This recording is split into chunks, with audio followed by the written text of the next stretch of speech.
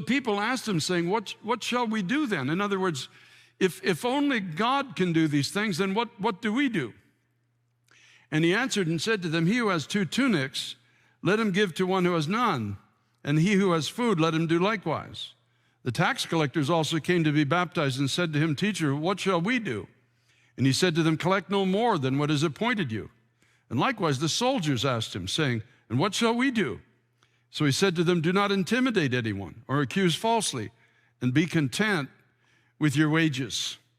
What shall we do? In verse 11, he says to those who came, the initial people, he said, well, whoever has 2 coats, let him give one to the person who has none. And he who has food, do likewise. In other words, be selfless. See the needs of others before your own.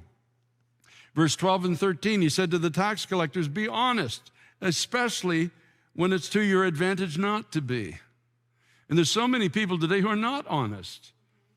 Be honest, he said. He said to the first group, he said, be selfless. Look to the needs of others before you look to your own needs. To the second group of people, he said, be honest, especially when it's to your advantage not to be. Because some people just say, well, everybody's doing it. So what's the problem with it? There's a problem with it. If God says not to do it, it ought not to be done.